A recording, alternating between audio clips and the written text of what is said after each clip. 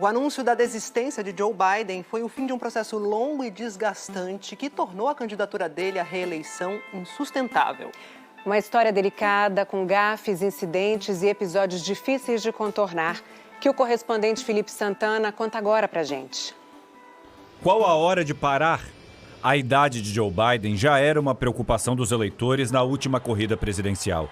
Ele tinha 77 anos, mas conseguiu convencer o eleitorado de que estava bem e tomou posse em 20 de janeiro de 2021. Junto com o poder veio a observação constante de sua capacidade física e cognitiva. 2 meses depois de assumir, ao embarcar numa viagem à Geórgia, ele tropeçou várias vezes nos degraus, antes de se virar para saudar o público. Biden sempre procurou dar provas de vitalidade, mas preocupou os eleitores em junho de 2022 ao cair de bicicleta.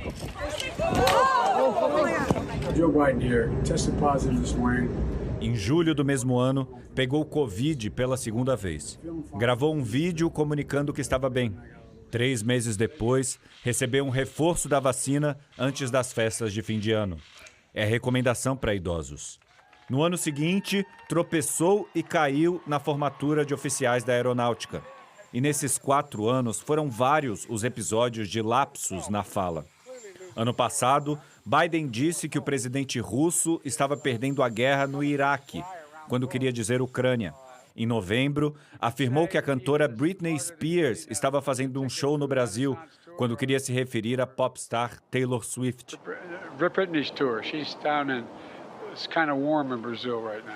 Nesse período, um conselheiro especial do Departamento de Justiça estava investigando o presidente porque ele levou para casa documentos secretos do governo. O relatório final da investigação foi divulgado em fevereiro desse ano e dizia que, quando interrogado, Biden respondeu mais de 100 vezes que não se lembrava, ou não sabia, ou que não tinha ideia. Biden não foi acusado de nada porque faltaram provas, mas o promotor escreveu que o presidente parecia um idoso bem-intencionado com uma memória fraca, que tinha dificuldade de lembrar de detalhes e que seria difícil convencer um júri de considerá-lo culpado de um ato que requer um estado mental afiado. 4 dias depois, Biden convocou uma coletiva para se defender do que dizia o relatório. Mas não deu certo. No discurso, se referiu ao presidente egípcio Abdel Fattah al-Sisi como presidente do México. Depois ele disse: minha memória não é... Minha memória está bem. Minha memória... Olha o que eu fiz desde que me tornei presidente. Nenhum de vocês acreditava que eu poderia passar as legislações que eu passei. Como isso aconteceu? Bem, talvez eu tenha esquecido do que estava acontecendo. Depois disse: sou bem-intencionado, sou um homem idoso e sei muito bem o que estou fazendo. O jornalista perguntou: quão fraca é sua memória e você pode continuar a ser presidente? Biden respondeu: minha memória é tão fraca que te deixo falar. Minha memória está boa, olha o que eu fiz desde que me tornei presidente.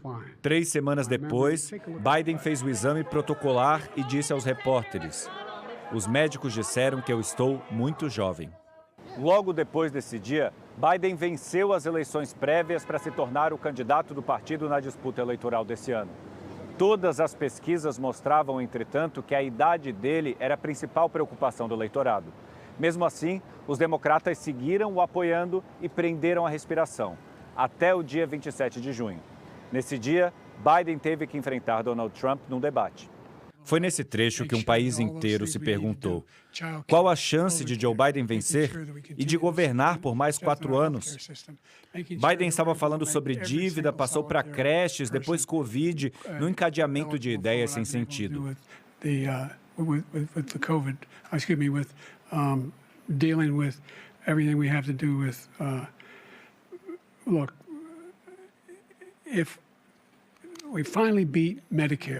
Na hora, a imprensa americana ferveu.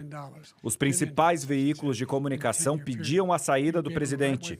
Em um editorial, o jornal The New York Times disse que no debate, Biden parecia a sombra do que um dia foi um grande servidor público, que ele tinha dificuldade de explicar o que faria no novo mandato e de responder às provocações de Trump. Mais de uma vez, ele mostrou dificuldade de terminar uma frase. O jornal escreveu: "O melhor serviço que Biden pode prestar ao país é escolher alguém mais capaz." Parecia que o clima poderia mudar quando Biden apareceu no dia seguinte. Em um comício na Carolina do Norte, era outra pessoa, enérgico, potente, capaz. Disse: "Eu sei que não sou jovem, para dizer o óbvio. Eu não ando com a facilidade de antes, eu não falo tão bem como antes, e também não debato tão bem. Mas eu sei de uma coisa, eu sei falar a verdade. Eu sei o que é certo e o que é errado. Eu sei, como milhões de americanos sabem, que quando você é derrubado, você se levanta." When you get knocked down, you get back up. No fim de semana, ele se reuniu com a família e juntos decidiram que enfrentariam essa batalha. Na segunda-feira seguinte, ligou de surpresa para um programa de TV. O apresentador é conhecido como um de seus principais apoiadores. Bravo, Biden defendeu que não são as elites do Partido Democrata que decidem se ele fica na disputa. No mesmo dia, escreveu uma longa carta para os democratas, exigindo que parassem com os pedidos para ele se afastar. Chamou uma reunião virtual com todos, que acabou numa discussão acalorada sobre a idade e a capacidade mental dele. Mas vários tiros saíram pela culatra. Na cúpula da OTAN, convocou uma entrevista coletiva com jornalistas. Mas logo antes, num evento, foi apresentar o presidente da Ucrânia, Volodymyr Zelensky, e o chamou de Vladimir Putin, exatamente o inimigo. Ladies and gentlemen, President Putin. President Putin. He's going to beat President Putin. President Zelensky. Thank you so much, Mr. President. Dear our friends of Ukraine. Depois, na coletiva de imprensa, chamou a sua própria vice, Kamala Harris, de Donald Trump. I wouldn't have picked Vice President Trump to be Vice President. Biden foi perdendo, aos poucos, mas de forma consistente, o apoio dos aliados. Até o ator George Clooney escreveu um artigo de opinião no New York Times que dizia: "Amo Joe Biden, mas precisamos de um novo candidato." Os mega doadores que financiam a candidatura começaram a congelar os repasses, mesmo com diversos encontros com o presidente. E os senadores e deputados candidatos à reeleição começaram a abandonar a candidatura de Biden com medo de afundar as deles próprios. No dia 17 de julho, Biden já tinha sido até anunciado no palco em um encontro com eleitores latinos no estado de Nevada, quando a organizadora avisou que ele não iria mais, que tinha testado positivo para a Covid-19. Biden parecia fragilizado ao caminhar quando voltou para casa. Esse processo natural de envelhecimento de Biden deixou um país ansioso e triste. É como se ele colocasse um espelho na frente de todos nós, um retrato da condição humana. Nós vamos saber a hora em que devemos parar de dirigir, de cozinhar, de tomar decisões importantes que afetam a vida das nossas famílias.